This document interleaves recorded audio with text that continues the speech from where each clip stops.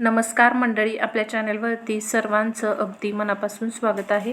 भेंडी चिकट न होता अगदी खमंग आणि मोकळी कशी बनवायची, आज मी तुम्हाला एकदम सोपी अशी भेंडीची भुर्जी दाखवणार आहे। एकदा नक्की करून बघा। भेंडी आवडत नसेल तरी ही भेंडीची भुर्जी खाल्ल्यावर नक्की आवडेल।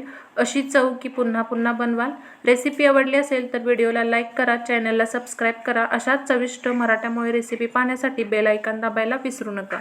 भेंडी प्रथम स्वच्छ धुवून कोरड्या कापडाने पुसून घ्यायची आहे।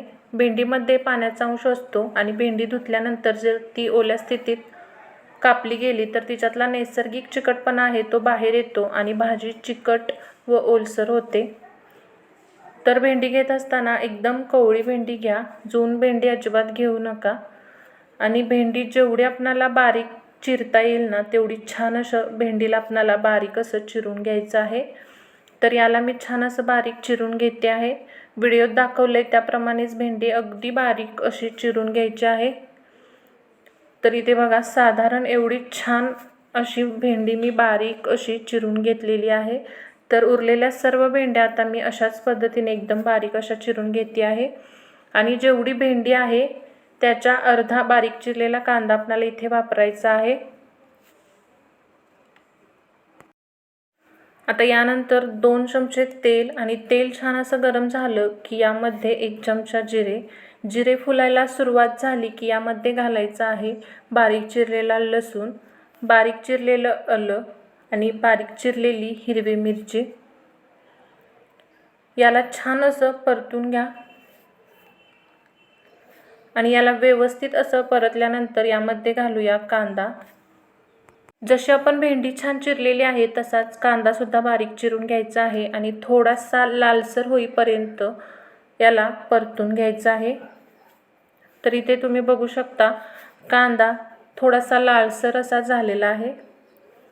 आता यामध्ये घालायचा आहे अर्धा चमचा हळद आणि पाव चमचा लाल तिखट, रंगापुरतच घालायचं आहे आपल्याला।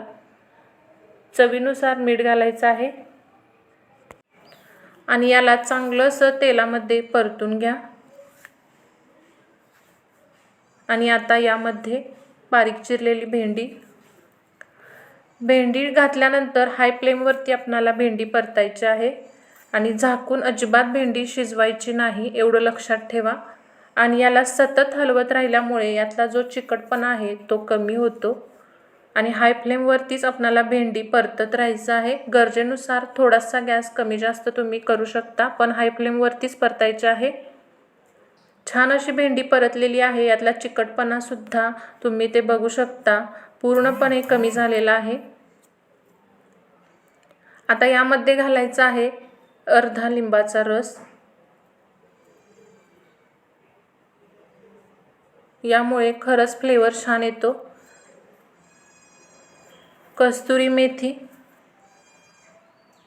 आणि याला हलकसं परतून घ्या। तर आपली इथे मस्त अशी भेंडीची भुर्जी रेडी झालेली आहे।